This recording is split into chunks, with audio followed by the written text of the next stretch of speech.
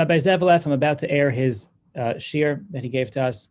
It's a fascinating thing. It's really it's supposed to be about a bracha in Shemona Esrei, but these brachos, these blessings of Shemona Esrei, are so potent and so deep and have so much to them that it's almost impossible to access them without really going much deeper and much further than you would expect. Rabbi Leff in his shir that we're about to view takes us up 30,000 feet, as they say. That's the cruising height of a commercial airliner. And when you're 30,000 feet, you perceive things that you wouldn't have otherwise perceived. You get like a big picture view of something that you had once thought was a very small spot, and you realize that it's really part of this amazingly beautiful tapestry. And that's what he does with this bracha. He gives us a brief overview of the connected nature of the first three brachos of Shemona Esrei. As Rabbi Feldman alluded to last week, the three first brachos corresponding to the avos, to our forefathers about whom we are learning this time of year in these parshios, Avram, Yitzchak, and Yaakov. The first three brachos correspond to them, as Rabbi Leff will point out. It's interesting to note, these three brachos are a package. We call this first section our first module of this 19 bracha program. And it's one module because it's really one long section, as Rabbi Leff will explain. And they're all connected, and they're developed in a systematic way. As a matter of fact, I recently had a beautiful question there. I think there are some who are here on the Zoom, on the YouTube channel, that had emailed me that they had formed. I don't know if it was recently formed as a result of, due to inspiration from this program, or it was just coincided. They formed a group to study together about tefillah. And one of the questions that they asked me on the side was, what happens, a halacha question, what happens when you forget where you are in davening? You're davening Shemona Esrei, you're doing your best, and something happens and you don't remember exactly where you are. So what do you do? How do you pick up from there? And this is a subject which is discussed in the poskim. There are varying viewpoints here. One of them is that you go back to the last point that you remember. You're kind of stuck in between a rock and a hard place, because if you continue from the wrong spot, then you're missing the complete nature of Shemona Esrei. Each bracha doesn't stand by itself. It only counts when it's together with the other brachas. So if you miss a bracha, then that's a problem. And if you go back to a bracha you've already said, that's also a problem. Poskim say, varying opinions, that what we should do is you go back to the bracha that you last remembered. So if you're sure that you said the third bracha, then you start with the fourth bracha. The last bracha that you're sure that you remember saying, and you start from there. And there is an opinion that the first three brachas are a unit, and that counts as one. So if there's any question about those three brachas as a unit, you really go back to the very beginning of Shemona Esrei. And that's something we find also when you make a mistake. Like it's not too long ago, we had the Aseret Simei Tshuva, the days in between Rosh Hashanah and Yom Kippur, in which instead of saying HaMelech HaKadosh, which we'll talk about next week, God willing, we say, instead of saying Hakel HaKadosh, we said HaMelech HaKadosh. And if you forget that, or you make a mistake, you really go back to the very beginning. And the reason for that is because all three blessings are really one solid unit. So it's important to understand that, as Rabbi Leff is going to teach us. And there are two ways in which one can have this query. One can be in this quagmire of not remembering where you are in Shemona Esrei. One way is, as Rabbi David Orlovsky jokes, one of his tefillah jokes, is that if you ever want to go on vacation, especially nowadays, it's hard to go on vacation with the coronavirus. So what he says, if I want to go on vacation, I just daven Shemona Esrei. And all of a sudden, Shemona Esrei, your mind opens up and you just go all over the world. If you're not focused properly, that's something that can easily happen to all of us. And that's one way to get distracted when you're davening Shemona Esrei. Another way is the opposite. Is not that you're spaced out, so to speak, and you're all over the map, but rather that you are like mesmerized by the ideas and by the words that your lips are uttering, that you're so focused on the bracha at hand that it takes you into some deeper places. That's really what Rabbi Leff does in this class, is that he takes us beyond the words to really the depths of the fabric of creation, why we're created, how we're created, and how that all ties together with this bracha. It gives this holistic view, focusing mostly on the notion of restraint and constrictions. Features a nice little story at the end, and really lights up this bracha in a very meaningful way. So without further ado, hopefully the technology will respond as I tried it out, and I'm going to do I'm going to share my screen, which will call up the video with Rabbi Leff. Now the quality of the video is not perfect, but the sound is good, and you get a good feel for it. So just 1 second, please, while I open this.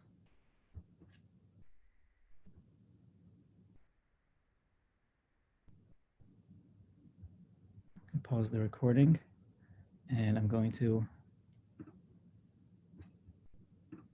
open the video.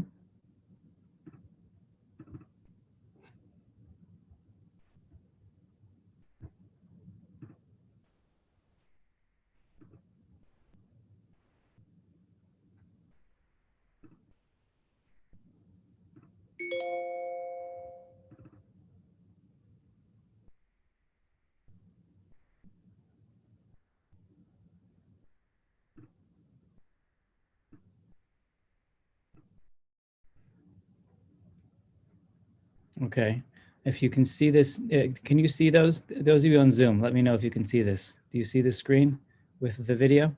Yes. Okay, is it clear? Ish? Yes. Thank you. Yes, it's clear. Okay, great. Just 1 second. I'm going to start the recording again. The Zoom recording. This again is also playing on YouTube Live.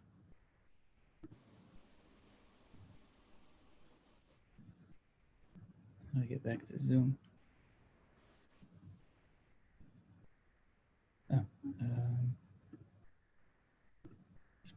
Okay. I'm happy and honored to have been invited again to give a shiur to you Atlantonians. Brings back fond memories as one.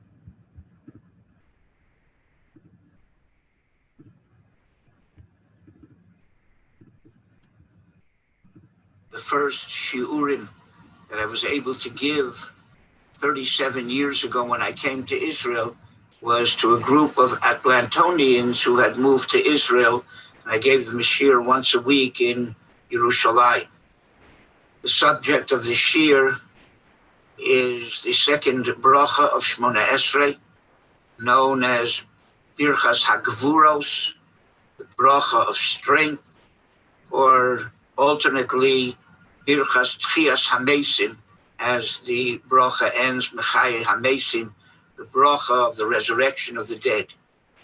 Before I actually explain the bracha, I would like to give a preface, an overview of the first three brachas of Shmona Esrei, and then we'll understand how this second bracha fits in to those first three. The first three brachos are Birchas HaShevach.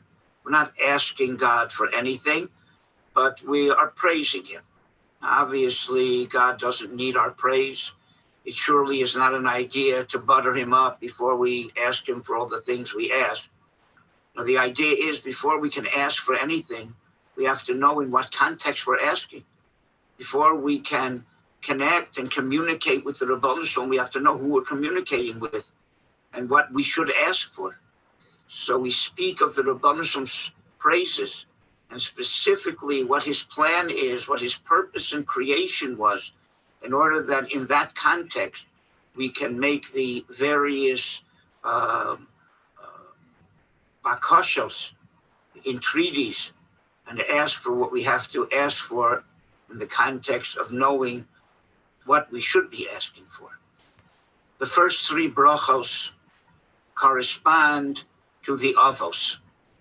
The first one to Avraham Avinu, and that's why it ends Mogen Avraham. The second one to Yitzchak Avinu, and the third to Yaakov Avinu. Now let me explain to you in great detail how that pans out.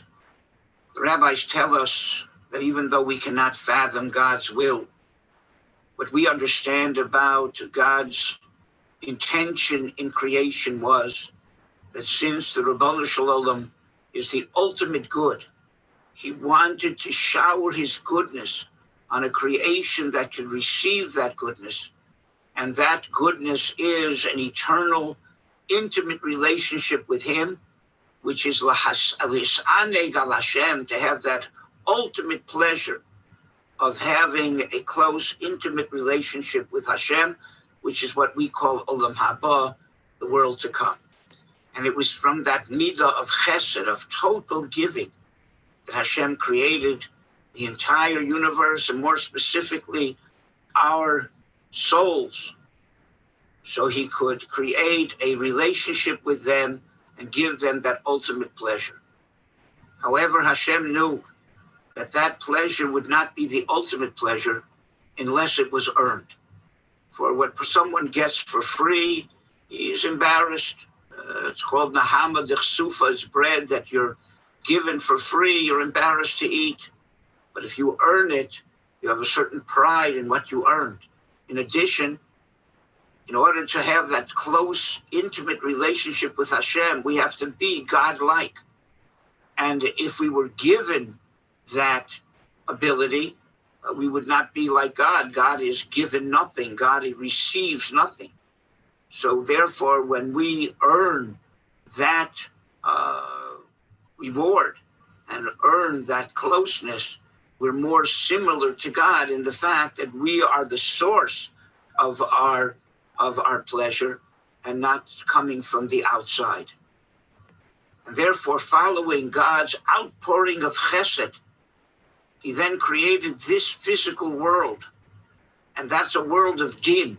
Din means judgment, justice, but it also means a world of confinement, a world of boundaries and limitations, and you get what you deserve. You get what you earn. Everything is according to justice. You earn what you deserve, and you deserve what you earn. And therefore, this physical world is a world of limitation, a world of boundaries, a world of challenges. And it's by facing those challenges and living within those boundaries that we're able to earn that eternal reward of that connection to God in the world to come. And therefore, Bereshis bara Elokim, this world was created by Elokim, who is the midah of din, the attribute of justice of the Ribono Shel Olam, but more specifically, God in nature, God who constricts himself, kibiyachol, as if to say, within the constrictions and boundaries of the physical world. And therefore, the name Elokim is the same numerical value, 86, as Hateva, as nature. Now, the first bracha of Shmona Esrei, which corresponded to Avram Avinu, corresponded to his midah of chesed. We mentioned chesed twice in that bracha, Gomel chasadim tovim, Zocher chaste avos. Avram Avinu represented the midah of Hashem of chesed, total giving, with no limitation, no constriction, no constraints. But the second bracha relates to Yitzchak and his midah of gevura. Gevura is strength. The greatest strength is for one to constrain himself, constrict himself, hold himself back, live within the boundaries and limitations of nature, and in that way earn the chesed that God wanted to give, and earn it and create his world to come by living in this world in the proper way within the limitations and boundaries and constrictions of this world.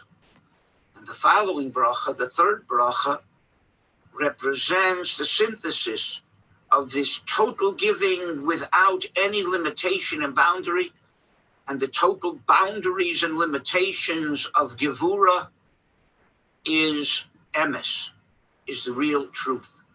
And that corresponds to Torah, and that corresponds to Rachamim, which is Yaakov Avinu's midah, the midah of Torah and Kedusha. Hence, the third bracha is Birchas HaKedusha, the idea being that in order to receive that ultimate boundless chesed and kindness and eternal kindness of having that eternal relationship with Hashem, one must constrict himself and constrain himself within the constraints and limitations and challenges of this world. And then HaKadosh Baruch Hu offers rachamim, he offers mercy. Mercy does not take away the din, but it's not the total unlimited chesed either. It's a synthesis between them. And therefore the Torah guides us how to live within the constraints of this world properly. And therefore the Torah is called Rahmana. Torah is a symbol of mercy, of Rahmanas, and that is Kedusha. Kedusha is to synthesize the limited, constrained, bounded physical world and elevate it to be the spiritual world of the world to come. That synthesis between Gevura and Chesed is what we call emes, Kedusha, holiness, and ultimately through Rachamim, through mercy and the help that we get, the Torah is the help to be able to navigate the constraints and limitations of this world. As Chazal said, Barasi Yetzer Hara, Barasi Torah Tavlin. I created the Yetzer Hara to give you free choice, to give you the ability to face the challenges of this world. But I created the Torah as an aid to be able to navigate it properly. So the first three brachas reveal to us the plan of creation, the initial chesed, and then the gevura, and then the kedusha. This second bracha, which I am to speak to you about, is the bracha of gevura, that represents that middle stage where we see God in nature. And therefore, this bracha represents the greatest constriction and the greatest boundary and limitation of this world is death. But God transcends that death and resurrects the dead ultimately. But the process that leads through a person in this world until the ultimate limitation is all for one purpose, in order to enable a person through the constrictions, constraints, limitations, and boundaries of this world to achieve and to earn his eternal, infinite Olam Haba. The rabbis tell us that each of these brachas was said in history by the angels, and the Anshe Knesset Hagdola that included prophets were able to discern those blessings and put them into our Shmona Esrei. This blessing was said by the angels when Yitzchak Avinu was bound on the altar, ready to be slaughtered as a sacrifice. And when the knife came close to his throat, his soul fled him, and he actually died. And God resurrected him. And at that moment, the angels declared, Baruch Atah Hashem Mechaye HaMesim. So this bracha was said by the angels when the greatest limitation and boundary of this world, which is death, occurred and was resurrected by the Ribono Shel Olam as a hint to the future resurrection of the dead. The bracha has 49 words, if you don't count the words Mashiv Haruach, because they're extraneous. You don't really need them. If you just said Morid Hatal or Morid Hagoshem, your Yotze, it's 49. And the idea of 49, I think, corresponds to the 49 gates of wisdom. The Ramban explains that each gate is another kind of creation. There are 49 different subsets of creation and different kinds of creations. And that's what this world is all about, the 49 different sets of creation, different kinds of creations. Also, 49 is the square of 7, 7 times 7. 7 represents the perfection of this world, which was created in 7 days. And 7 times 7 is the ultimate perfection of what this world of boundaries and limitations is. Now let us see how these ideas are put forth in the bracha itself. The bracha starts, Atah Gibor La'olam Hashem. Simple translation is, you are mighty, God, forever. But it can mean something else too. You, God, are mighty La'olam in this world. In this world we see your might, because the greatest might is to be constricted and constrained and hold oneself back.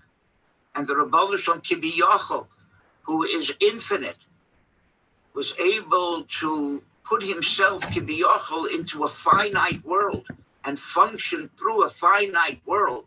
That is the ultimate Gevura, and that's why the word Olam means hidden, because God hides himself. He hides his infinite quality in this finite world. And therefore we refer to God as Aleph Daled Nun Yud. It's not God of Yud Kei Vav Kei. Yud Kei Vav Kei is God, Haya Hove V'Yeh, the God before creation who brought everything into being, the infinite God. But this is God as Aleph Daled Nun Yud, Adon Hakol. He's the master of everything created. He's within creation. And I think the word Aleph Daled Nun Yud also hints to the following. The Aleph represents God at the beginning of creation when he was one and nothing else. And the Yud represents God at the end of time, when everything will unite under God. That's number 10. 10 is the unity of many things. Until 10, every integer is separate. 10 makes one unit of tens in a decimal system. It's 1 10 and 0 ones.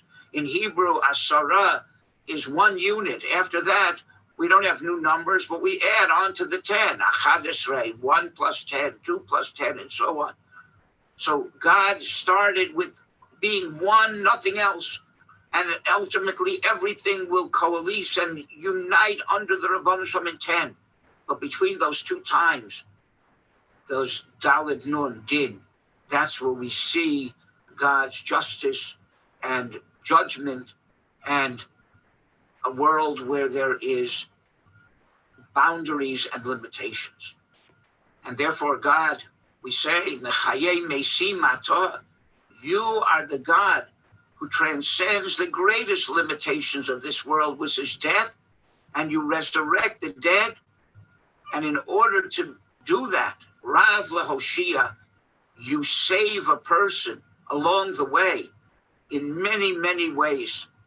Another possible Rav Lehoshia, Rav could not mean many, but like we say, a Rav, a teacher.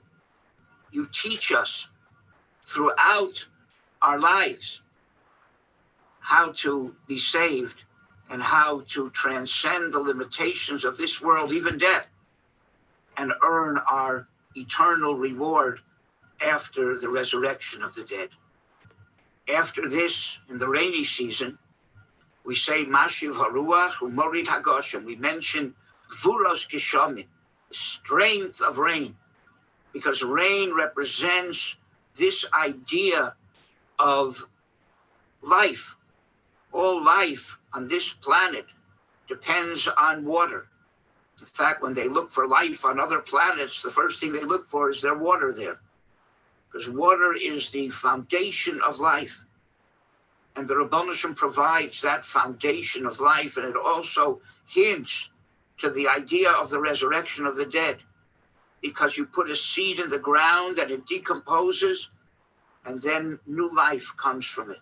That is what life in this world is, a world where ultimately Things die, decompose, but there's a resurrection of the dead too. So this fits the motif of this bracha perfectly. This idea of the rain cycle in the midst of the bracha of Gevurah. And then we say the following. Mechalkel chayim bechesed. God gives life, no strings attached. Mechalkel chayim bechesed. It's a total kindness of God to give life. A little baby comes into this world, didn't earn his being here. Right? God gives out life bechesed. And the idea of mechalkel means he gives you everything you need on credit. Rabbi Avigdor Miller Zatzal points out that God doesn't only give the necessities of life, but he gives the extra perks. It's not just that a person's given the ability to eat so he can survive, but his food has taste, has a nice aroma, has a nice color. The Rabbanu Shalom is mechalkel, call everything, not only the necessities, but even the niceties of life are given bechesed. They're given with total kindness. Another idea of mechalkel chayim bechesed, that God gives out life bechesed in order that we should do kindness for others. We should emulate him and we should become like him in order that we can create that eternal bond with him, because like things bond together. But even though God gives life bechesed with total kindness, but when it comes to resurrecting the dead, that's not with total kindness. That you have to earn. But he has mercy, he helps you earn it. But you have to do it on your own to a certain degree. So he's amazing, but barachamim rabim. It's great mercy, but it's not total kindness. You have to do your part, and you have to earn it by doing what is proper, constraining, constricting, limiting yourself within the boundaries of this world properly. And then we explain what these great mercies that God does to help us navigate and face the challenges of this world. He's omech noflim. When people are ready to fall, they haven't fallen yet, supports them. And rofei cholim, and when they've fallen and they've gotten wounded or hurt or sick, he heals. And even more than that, when they're right up and can't do anything for themselves, he's a matir asurim. He opens their bonds and frees them. And this is not only for physical things, it's for spiritual things too. Sometimes a person falls into sin, or he's ready to fall into sin. God helps him and supports him. And sometimes after sinning, a person is spiritually sick, and God heals him. Sometimes a person is so bound by sin that he can't get out of the bonds of the sin, and God helps to free him and enable him to do tshuva and to repent. And ultimately, the Kayem Emunasoli Shenei Ofor, the Rabbanu Shalom is faithful to free someone from the ultimate bonds of this world and constriction of it. And he will resurrect the dead to those who sleep in the earth. For the righteous are not really dead. A person who's righteous lives eternally, but he sleeps on the ground temporarily until his body, his soul, can be reunited after the resurrection of the dead. And we exclaim, Micha Mocha Ba'apuros, who is like you, exactly. Oh means exactly like something. No one is exactly like you. Even people who have tremendous strength, but they're not Baal Gevuros, not the master of their strength. They were given that strength. They are not in total control of that strength like you are. You are the master of Gevurah. You're the master of strength. So no one is exactly like you. Be domelach. No one is even similar to you insofar that you're melech memis umechaya, that you can bring death and make one alive from. No one can do that in that respect. One is not just not exactly like you, they're not even similar to you. But the whole purpose of this process is Matzmiach Yeshua, through all of these gevuros and challenges and these limitations and constrictions and constraints. You, Ribbon Shalom, Matzmiach, you plant the seeds of resurrection and salvation. And that's the entire purpose of this physical work, to set the stage for earning our world to come and earning our eternal reward of our having that eternal connection to Ribbon Shalom. And we say, God, we have faith in you because you're faithful. And we know that you will bring this process to fruition. Eventually resurrect the dead, and we end with Baruch Hashem, as the angels said it. They saw how God brought this to fruition. Yitzhak died at the Akedah, constrict on the altar. Ribbon Shalom resurrected him. Now, saying this bracha, recognize what it represents, how one is to live within boundary limitations and constraints, restrictions of this physical world property. And the Torah, what navigates and tells us how to live within this world, and that God created a world with boundaries and constraints, constrictions, a physical world, should make it easier for us to understand the importance of keeping the Torah. I'll tell you a story of how this impacted on me from something that happened in my life about 6 years ago. When I came to Eretz Yisrael, I had the ability to do something I never had in Chutz La'aretz. I had the ability to buy a car, not a used car, junker that was Yeshiva Shekar. I had the ability to buy a new car here because new OLED, I didn't have to pay taxes on the car, which is a good portion of the expense of a car. And they had a car that was assembled in Israel at the time, Ford Transit. And the whole car cost $8,000. So I ordered a car.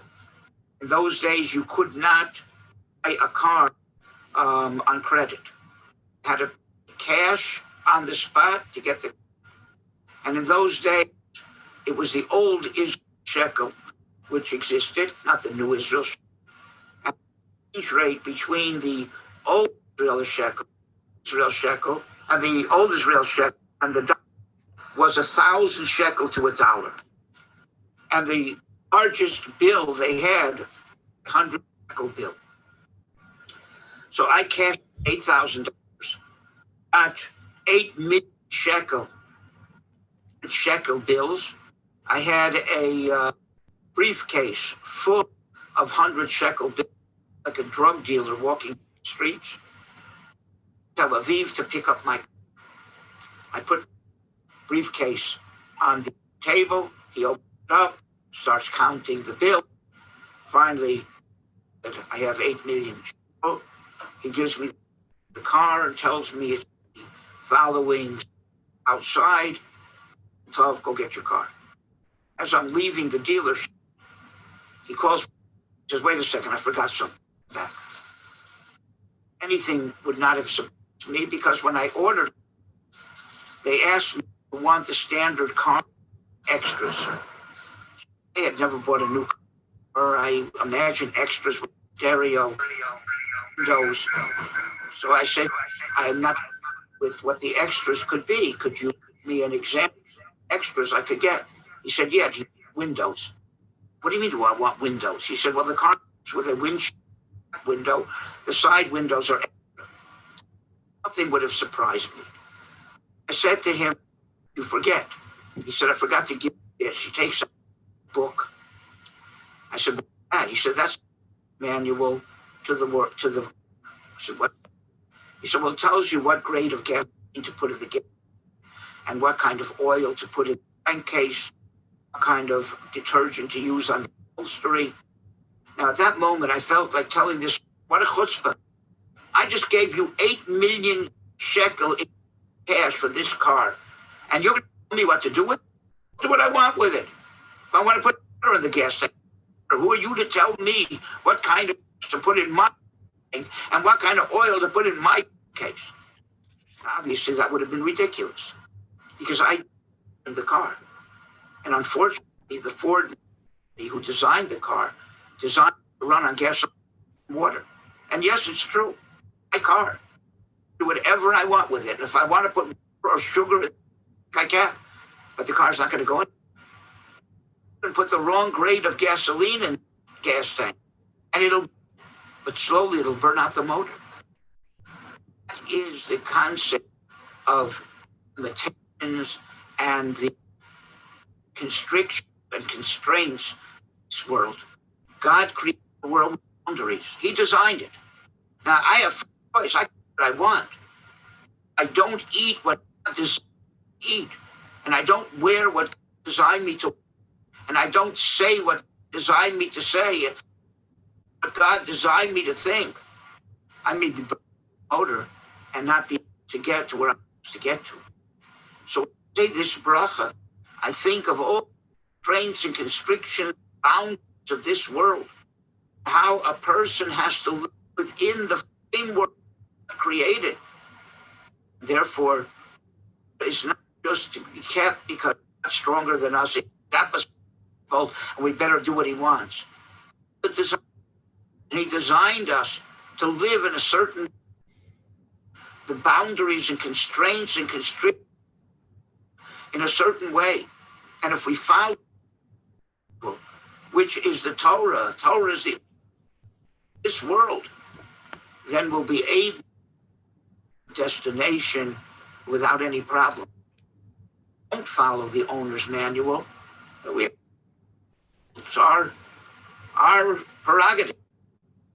If we don't follow the design of the maybe we're burning out our motor. So that's about when you say this bracha, which represents that God held himself back, and that unlimited to a boundary, limited, that we can face the challenges of this physical world, our physical life, and create through that the infinite pleasure from heaven. I hope that I've given you something to make second bracha of Shmona Esrei a little more meaningful.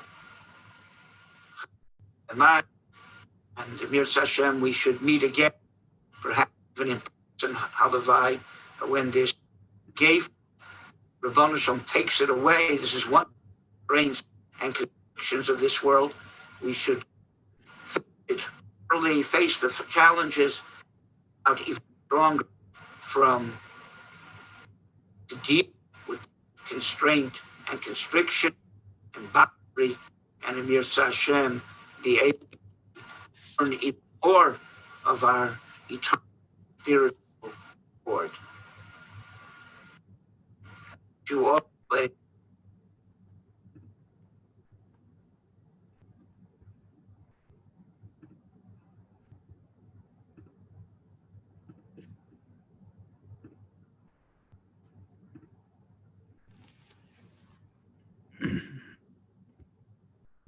Okay.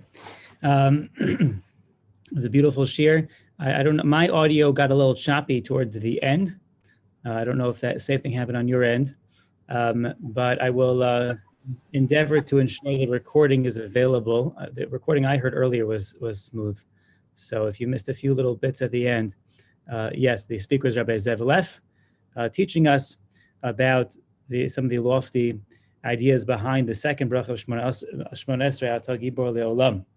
Rabbi Leff mentioned Le'olam which refers to the gvura, the constraints of this world, and how Hashem will at one point overcome the constraints of this world, be Machayim Mesim, revive the dead, and that it's, at one point he mentioned is that we can translate the words Rav Hoshia, which means that his salvation is abundant, he is able to offer salvation.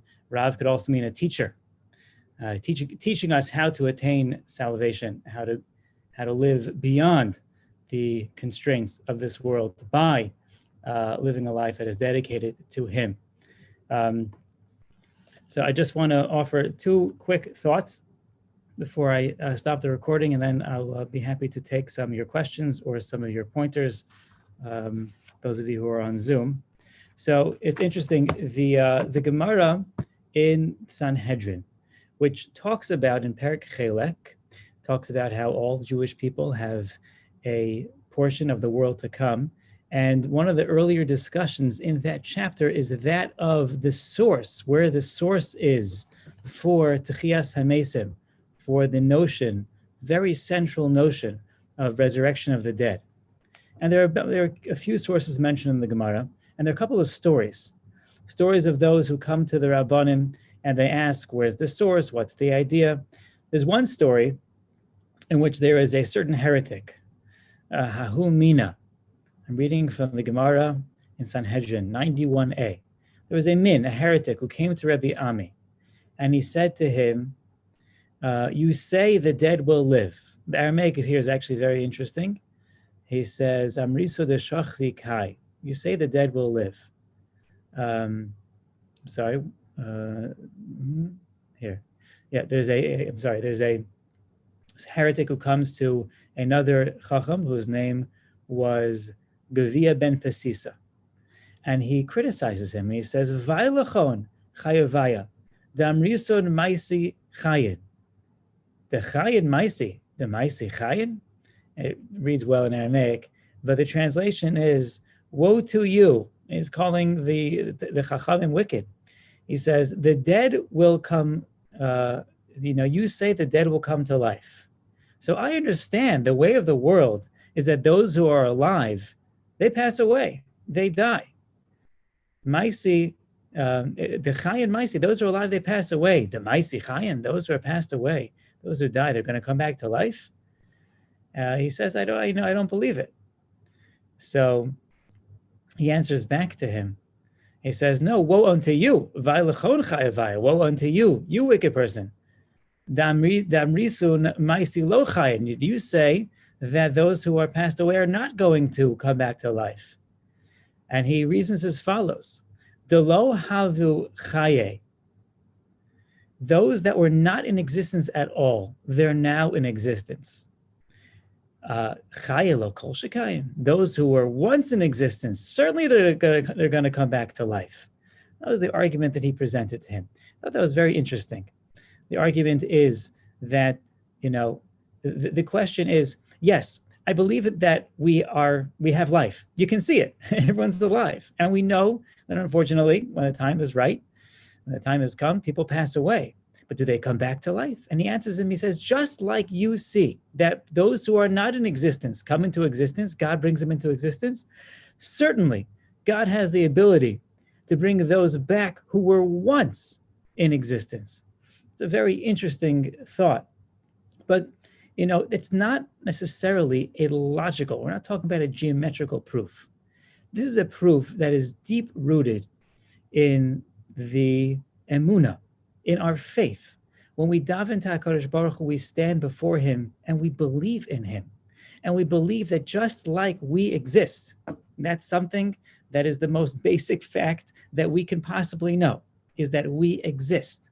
And we believe more deeply, not just that we exist because he caused us to exist, that we know, we're here and we believe in him. But more than that, just like we exist now, we believe that even in the future, when the time comes for us to move on to the next world, there's going to be a Techiyas HaMesim, there's going to be a revival. We're going to be revived once again.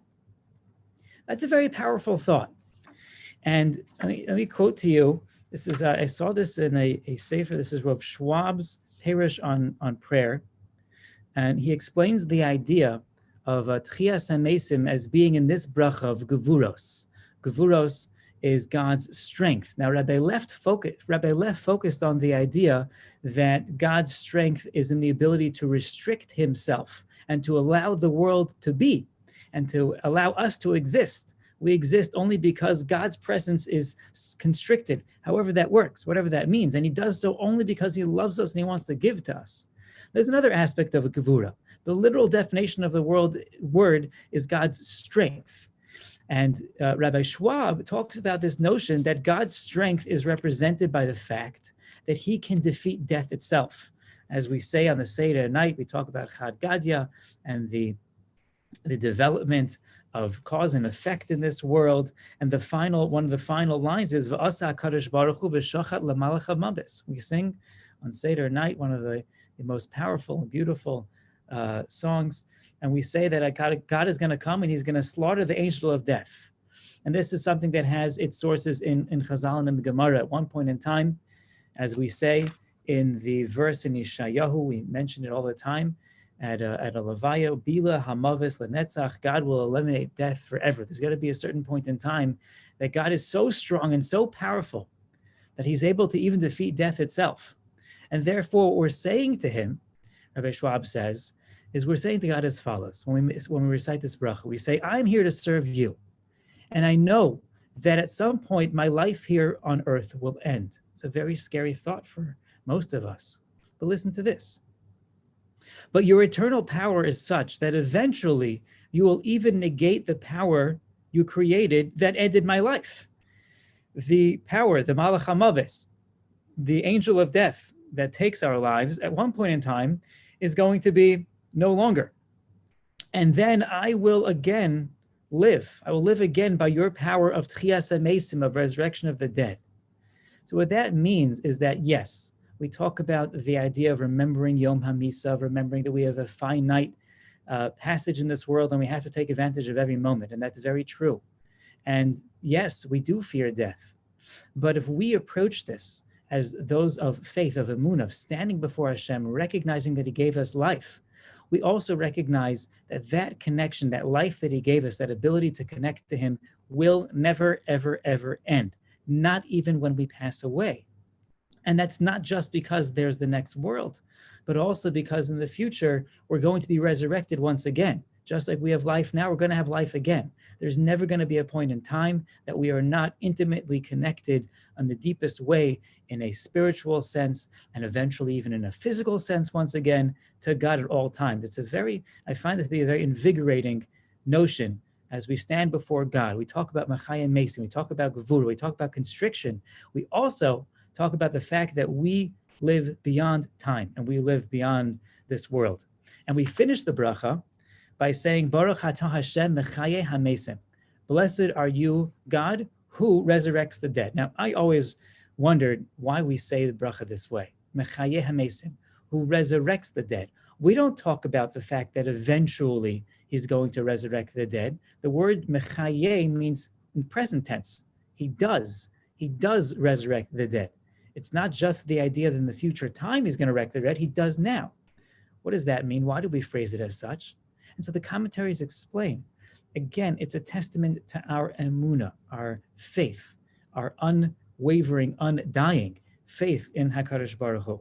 We say that we know this to be true as if we see it happening now in front of our eyes. That's how deeply we believe.